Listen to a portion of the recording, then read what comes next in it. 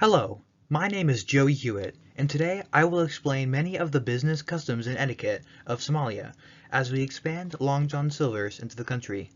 This will make us the first American fast food company to establish a presence in Somalia.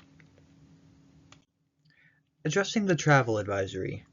Americans are strongly advised not to travel to Somalia due to issues such as terrorism and kidnapping. To alleviate this concern, many Somali business people are more than willing to conduct meetings in nearby countries or virtually when applicable. For the methods of communication, Somali business people usually prefer to communicate in person, although speaking over the phone is fine in most circumstances. Email is not a widely used form of communication, but is becoming more prevalent as the years go by. A lot of business is conducted in person, so in-person etiquette is very important. The speaking style is fairly informal, and it is common to be on a first-name basis immediately after meeting. Of course, being respectful and courteous is always a top priority. Discussing the negotiation practices. Negotiating strongly on prices and quotations is commonplace, but Somali business people will pay for high-quality goods and services provided an adequate value proposition. It is also customary for price sheets to be broken down to negotiate the individual terms.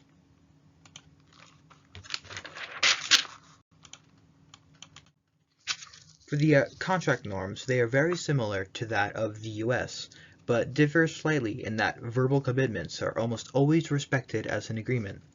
Nevertheless, written contracts are always preferable to oral in the case that disputes should arise. Activities in conducting business.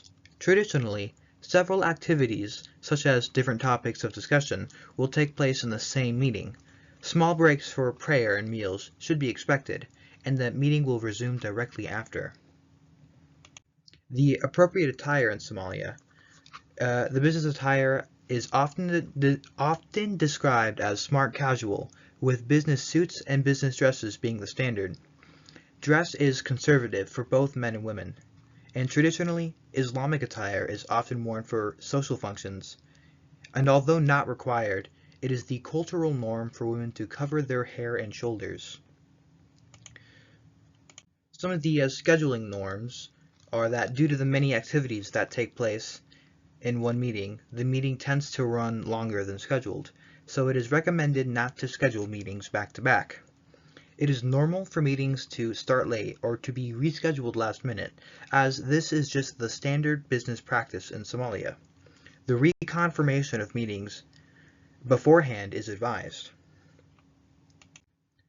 It is very important that there is a respect for the religion in Somalia.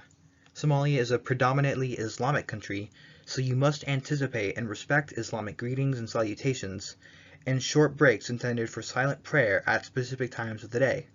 Remaining silent is very important, as disturbing the prayer is very disrespectful. Gift etiquette. Gifts or other forms of appreciation are not common or expected in Somalia unless a relationship of friendship and trust is built. Offering snacks during a meeting is not considered a gift and is actually recommended. Although there are more minute and intricate aspects of conducting business in Somalia, these guidelines should serve you well in being respectful and communicating effectively. For more information, you can always look to the website for the International Trade Administration. Thank you for your time.